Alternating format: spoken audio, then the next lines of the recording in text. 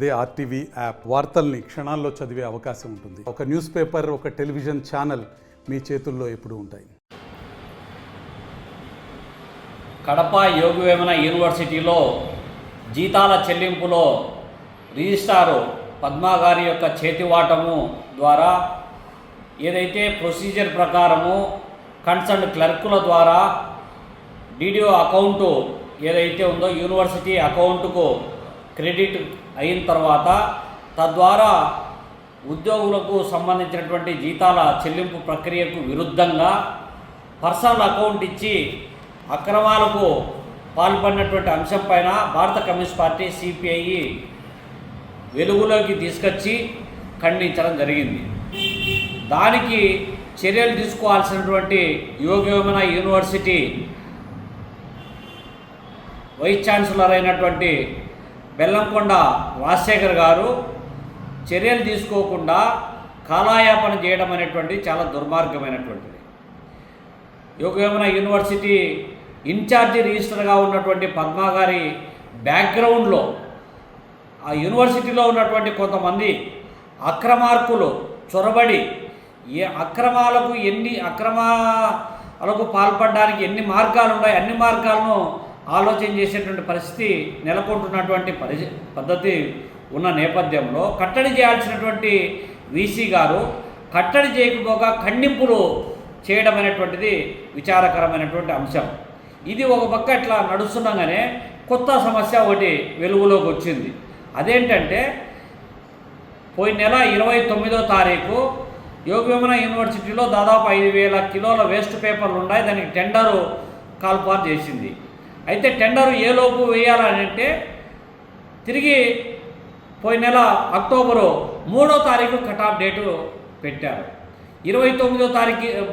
October 29వ తారీఖు schedule ఇచ్చి October 3వ తారీఖు అంటే కాలాన్ని కూడా వెనక్కి తీసుకుపోయేటువంటి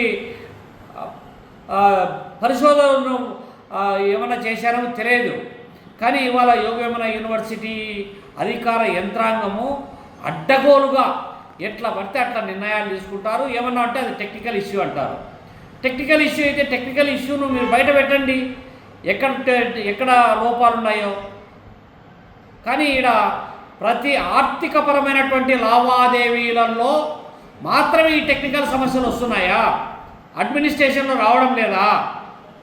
కాబట్టి ఆర్థికపరమైనటువంటి లావాదేవీలలో అక్కడ ఉన్నటువంటి సిబ్బంది చేతివాటము, అధికారుల యొక్క చేతివాటం అనేది చాలా కీలకంగా మారుతున్నటువంటి నేపథ్యంలో మొదటి నుంచి కూడా యూనివర్సిటీ అక్రమ నియామకాలపైన ఎన్ని సందర్భాలలో వీసీ నుంచి హైయర్ ఎడ్యుకేషన్ వరకు గవర్నర్ వరకు కంప్లైంట్ చేస్తే గవర్నర్ నుంచి వచ్చినటువంటి అంశాలను కూడా ఇప్పటికీ వీసీ గారు చర్య తీసుకుపోవడం చాలా విచారకరమైనటువంటి అంశం. దానిపైన మేము రిప్రజెంటేషన్ ఇచ్చి కూడా దాదాపు 10 రోజులు పైబడి అవుతా ఉంది. ఇంతవరకు ఎలాంటి చర్యలు తీసుకోలేదు.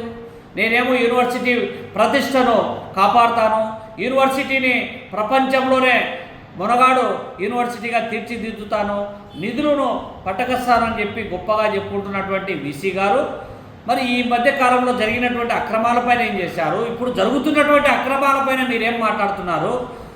ఏం మాట్లాడడం లే. ఇంకా ఏమి చివరకు సిపి బ్రౌన్ గ్రంథాలయంలో లిఫ్ట్ ఏర్పాటు చేసే వరకు కంప్యూటర్లు కొనుగోలు చేసే నుంచి అనేకమైనటువంటి తవ్వే కొద్దీ అక్రమాలు వెలుగులోకి వచ్చేటువంటి పరిస్థితి నెలకొంటున్నటువంటి నేపథ్యంలో యూనివర్సిటీ ప్రతిష్టను దిగజార్చడానికి ఒక కూటమిలాగా కూడబలుకొని సాగిస్తున్నటువంటి దోపిడీ ఏదైతే ఉందో దోపిడీని అరకట్టాల్సినటువంటి వీసీ గారు వాళ్ళని వెనకేసుకు రావడం వెనక ఉన్నటువంటి ప్రయోజనాలు ఏంటో అర్థం కానటువంటి పరిస్థితి. పోనీ రెగ్యులర్ రిజిస్టర్ కూడా కాదు, ఇన్ఛార్జ్ రిజిస్టర్ను యూనివర్సిటీ వైస్ ఛాన్సలర్ గారికి ఏమాత్రం చిత్తశుద్ధి ఉన్నా ఈ పాటికి ఆమెను సస్పెండ్ చేసి ఉండాలి. సస్పెండ్ చేసి కొత్త రిజిస్టార్ను ఏర్పాటు చేసుకొని ఉండాలి. కానీ ఆ విధమైనటువంటి ఏమీ చేయకుండా కప్పిపుచ్చుకోవడానికి, కళ్ళబొల్లి మాటలు చెప్పడానికి సాగించేటువంటి ప్రయత్నాలన్నీ కూడా మంచివి కాదు. యూనివర్సిటీ ప్రతిష్టను కాపాడాలన్నా లేకపోతే యూనివర్సిటీలో అక్రమాలకు కళ్ళెం వేయాలన్నా వీసీ గారు గట్టి నిర్ణయం తీసుకోవాలి. అట్ట కాని పక్షంలో యూనివర్సిటీ అక్రమాలకు సంబంధించినటువంటి అన్ని అంశాలపైన మరోసారి గవర్నర్ గారి దృష్టికి తీసుకొని పోతాం, మీ అవినీతి అక్రమాలను బట్టబయలు చేస్తామని చెప్పి కూడా హెచ్చరిస్తా ఉన్నాం. మరిన్ని వీడియోస్ కోసం ఛానల్ ని సబ్స్క్రైబ్ చేయండి, లేటెస్ట్ అప్డేట్స్ కోసం వాట్సాప్ ఛానల్ ని ఫాలో చేయండి అండ్ లింక్ డిస్క్రిప్షన్ లో ఉంది.